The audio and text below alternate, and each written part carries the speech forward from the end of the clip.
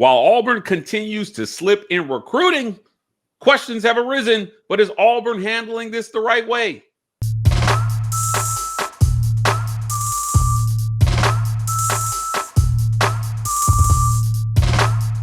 Welcome on into the Auburn Express, powered by the War Rapport. I'm your host, Mike Z. Thank you so much for turning us up and turning us on every single day. Joining me as he does every single week, host of On the Line Sports Talk, Jacob Goins, ESPN 106.7. Please go check them out. Jacob, SEC Media Days is around the corner, my friend. Hugh goes on Tuesday this year. So we will be there along with you right there on Digital Drive, pumping out lots of great content. But Auburn's recruiting momentum has been a topic of discussion.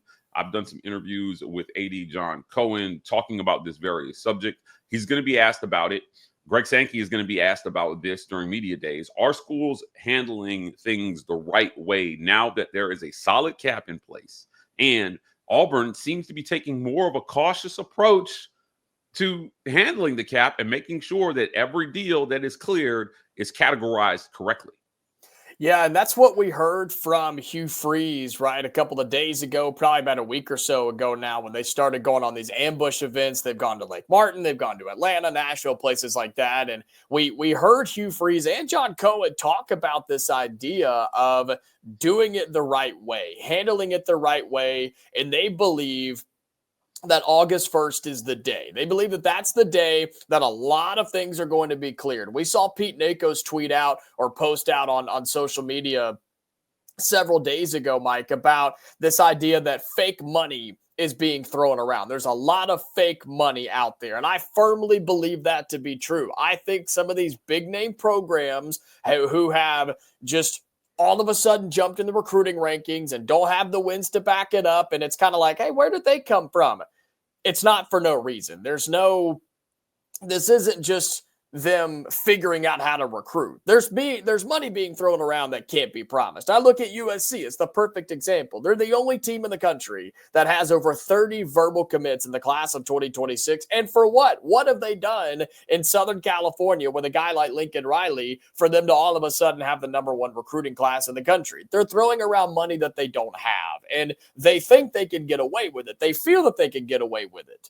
But there's guys on the other side of the equation like Hugh Freeze and John Cohen at Auburn who say, yeah, that's wrong. They're not going to get away with it. They will be caught. They will be punished. And Auburn will be the reaping of the benefits when all of that comes and the dust settles. It's a bold strategy. It's a bold plan. And if you're right, it'll work and you'll be praised as a genius. But the problem is if you're not right, and you're wrong, and it doesn't happen the way you think it's going to happen, you could see a couple of guys lose their jobs, and that's not what anybody wants here.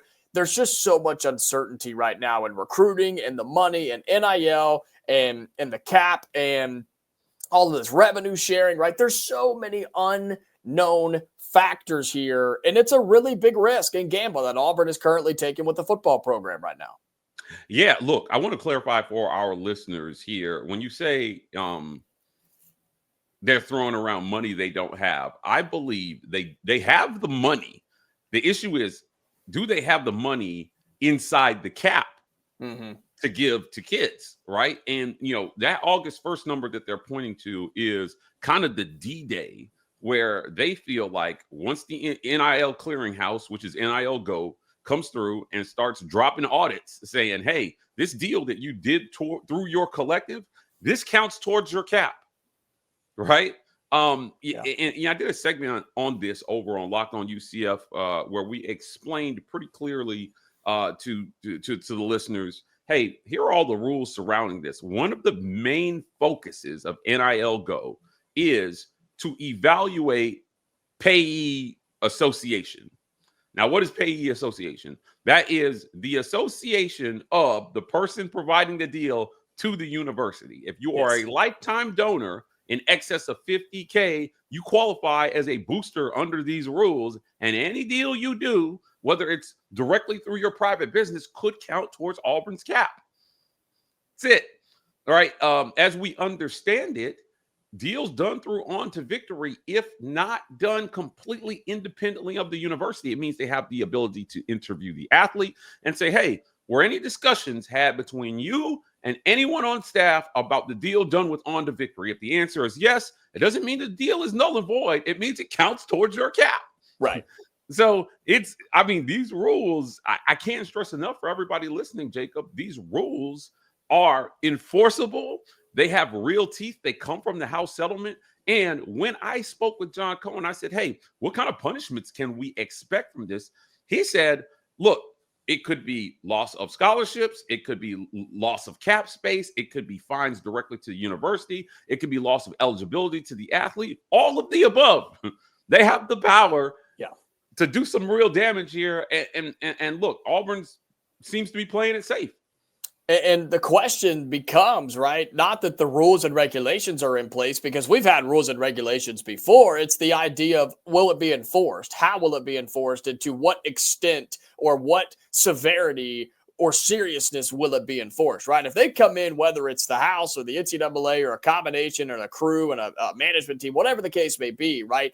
If they come in hard, fast, and quick with no tolerance, none of that, they say, if you screw up, you get punished, and here's how you get punished. You lay it out like this. That'll solve this pretty quick, Mike. That'll kind of settle all this very, very quickly. But where we're going to get so much confusion and so much corruption is if they don't punish you immediately, or they don't punish you harshly, or it takes 5 years for this to come through, or they overlook things, or they don't know what they're looking for. Like, that's where all of the concerns come in. And given the history of college athletics up to this point, it's hard to have confidence that this all will be executed, and there will be punishments, and there will be monitoring and things like that. But if John Cohen is right, and this does actually happen, maybe Auburn is playing things the right way. Maybe Auburn will be the one to benefit from all of this. And at the end of the day, maybe we all just have to tip our cap and say, John Cohen, you were right. And maybe Auburn recruiting across the board, not just in football, but just Auburn recruiting in general, maybe we'll see a spike in it because of that. Jacob, I cannot stress enough. The athlete bears the first responsibility to make sure that their deals are reported correctly. And they are the first line in this. So if any deal is over $600, they got to make sure that that thing is going through the proper channels so that it can be audited. And, you know, one of the things I talked to John Cohen about was if you're recruiting at a high level and you have an athlete that, Jacob, is a top 10 guy coming out of high school, his whole life is going to be under scrutiny. Yeah. They're going to be watching you. They're going to be seeing, you know, what kind of cars you're driving. They're going to keep an eye on these top 10 kids that they know, even maybe top 50 kids that they know are going to be getting massive NIL deals. And they're going to say, hey, look, do you have everything reported here? We're going to look under the hood. Yeah. We're going to check your bank accounts. We're going to see if the money is where it should be. Which is not a bad thing. It is not a bad thing, right? The other thing that is a part of this, before we get to the break, is a fair market value assessment. Are these deals in line with what is generally being handed out for what's provided? And also, is there a real market purpose to the deal? Yeah. Do you have a real market purpose to providing a deal to the athlete where they're promoting a real product and you are receiving real exposure in return for giving that athlete a handful of cash? This is built to rule out the booster who, you know, maybe has some business, but he just, if you qualify as a booster, it counts towards the cap anyway. But, you know, it's to make sure that they're just not funneling money through to athletes through these businesses without the athlete actually having some responsibility in return. So, and all of this should have been done already. That's the problem, right?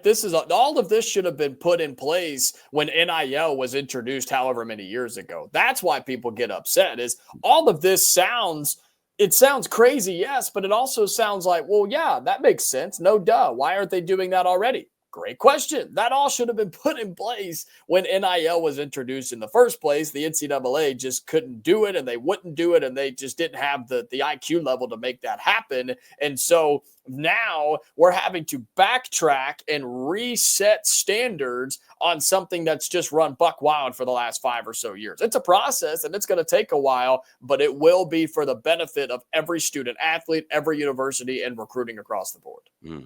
I want to get to the break here, but when we come back, I want to talk to you, Jacob, about whether or not this sparks a new day in recruiting. Are the days of consecutive top 5 classes over because of this gap thing and the cycles in recruiting that we expect are coming? Something I talked to John Cohen about. We'll talk about that right after a quick word from our sponsors. This episode of the Auburn Express is brought to you by our friends at the Vibe Vault. You can find them at 3462 Crosswinds Road, Suite E in Phoenix City, Alabama. That's right across the street from the Chattahoochee Valley Community College, next to Renfro's Supermarket and Marco's Pizza. The Vibe Vault. If you're in the Columbus, Phoenix City area and you're looking to get fresh for the weekend,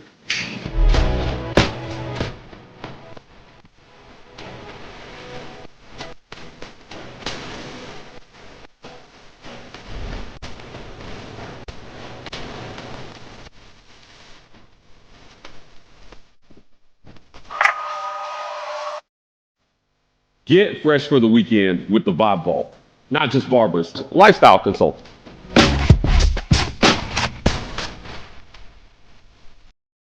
This episode of the War Rapport is brought to you by our friends at the Rogue Shop. Visit rogueshop.com. Use code REPORTER to get 15% off your Rogue Shop order. Pain, sleep, stress, anxiety, whatever ails you in life, the Rogue Shop has something that has you covered. Visit them for all your herbal medicinal needs. Also want to thank our friends at Golden's Cast Iron. Visit goldenscastiron.com/WR. Use code Get Your Weight Up for 15% off your weights and code TWR for $65 off fire pits and Kamado grills. Golden's Cast Iron. It's the summer. You want to be outside with your family by the grill or just working out to stay in shape with some Golden's Cast Iron weights. Work out, grill out, chill out with Golden's Cast Iron. Jacob, the level of freak out over Auburn's recruiting ranking right now is at an all-time high. Auburn is down in the 80s as far as recruiting is concerned with only like 7 or 8 commits. They won't finish there. We know that this will come up, but it seemed unconscionable for Auburn to have a class outside the top 25 based on how on fire they have been in recruiting these first 2 years despite results on the field. Now, there was a thought by me and some other members of the media that maybe the slowdown in recruiting was related to the fact that you've had 2 straight losing seasons and you don't really have proof of concept. But John Cohen pushed back on that notion during our conversation and said, look, man, there are other things happening here. These guys didn't forget how to recruit overnight. I agree with them. They didn't forget how to recruit overnight. And Auburn is trying to take the best approach. Now, they feel like they have a really good team this year. I can tell you all this talk about recruiting isn't going to amount to a hill of beans as it pertains to how they finish on the field. But there was an idea that was espoused during this conversation, and that's that these top 10 classes, right? If you look at the turnover that Auburn has had, they've had very little attrition from these first 2 recruiting classes that they brought in, which means they're spending a lot of their cap retaining their roster. This is something that Hugh Freeze talked about at the ambush event when he said, I got all these receivers I like, Jacob, and we didn't lose any of them. So it makes it hard for us to go out and recruit the next crop of really good receivers when Cam Coleman isn't going to be draft eligible for 2 more full seasons. Right. Yeah, and it's a good point because I heard the other day at Big 12 Media Days, I think it was Arizona State. They were talking about the idea that recruiting is dead. Recruiting is over. It's all about attrition. It's all about bringing guys back. And I thought that was really interesting of a quote because I don't think recruiting is dead. I still think you have to go and get big name high school recruits in all of your classes. And you know, you always want to have a pipeline of offensive linemen and defensive linemen and secondary guys and running backs and things like that. But the idea behind a quote like that is you don't have to go get 25 or 30 players every cycle. You can go and get 10 or 15 and just bring back the ones that you've already recruited. And it's about attrition, like you're talking about the Cam Colemans, Perry Thompsons of the world, trying to keep Connor Lew on your offensive line, trying to make sure Keldrick Falk doesn't go anywhere and dominate somewhere else. I mean, those are so important. It almost feels it feels like an addition rather than just retaining somebody. It's like, man, we kept Keldrick Falk, we kept Cam Coleman, we kept whoever, right? You feel like you are winning if you don't lose your best players. And so I think there could be a change and a shift in what the recruiting landscape looks like, what the recruiting mindset looks like too. And you start talking money and trying to pay guys, you're going to have to pay to keep them around. Same way you do in the pros, right, Mike? Same way if you have a star quarterback that plays for the Las Vegas Raiders. You got to pay him if you want him to stay around, or he's going to go shopping and maybe go somewhere else, or another team could swoop in and try to pay him. That's just how this whole thing is going to play out. And so will we see the biggest of programs continue to dominate recruiting? Yeah, probably.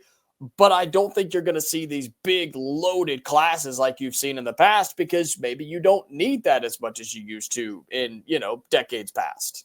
Yeah, look, I think the point is it's going to go through cycles. There are going to be years where you've got a very young team like Auburn has with not a lot of attrition because you did a good job on player retention. And so that recruiting class following that, 2 years following that, may look a little weaker on paper, or maybe it's a little stronger in the portal, if that makes sense. I think it also is going to rein in some of the monies being spent as the cap is being enforced. So all these huge deals that we see flying around right now, once people see, look, man, they're coming after us for, what we spent, then you'll see the market kind of come back to level for what players can get.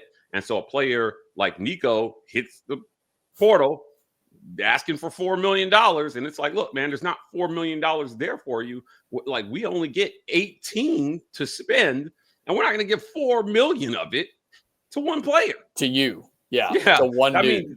To get a deal like that, you have to be college football Superman under these cap rules. Now, we know under the House settlement, that cap will increase every year. But right now, of the 20.5, 2.5 has to be spent on scholarships for the Olympic sports. And you've got about $18 million left to play with, Jacob. So I like the direction this is going. I pray to God that Auburn is right in their approach to this. But I said all indications are they are, because as far as we know, as far all the research I've done, NIL Go is going to be coming down on athletes. They're going to be coming down. They're going to be saying, hey, look, you didn't report this deal correctly. You didn't do this right. You didn't do that right. And we're going to suspend you for it. We're going to hit the university with fines if they knew.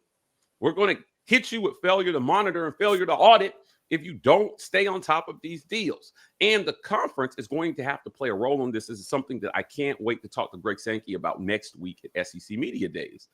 How do I keep my institutions out of trouble in this regard? The SEC has long had a reputation, Jacob, for maybe stretching the rules around recruiting, because football matters. It just means more. And what that means is that, like I said, you will go to extraordinary lengths to make sure you have an edge up on everybody else. Closing thoughts here, my friend, before we get out of here.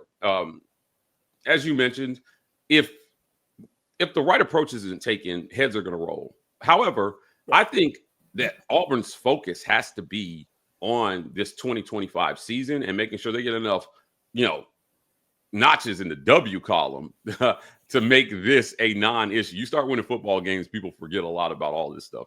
Yeah, I mean, winning cures most. I've changed my stance on that. I used to say winning cures all, but I don't firmly believe that anymore. There are some things that winning doesn't cure. Just look at Georgia when they have athletes who, can't drive under the speed limit. I talk about Auburn in terms of winning cures most.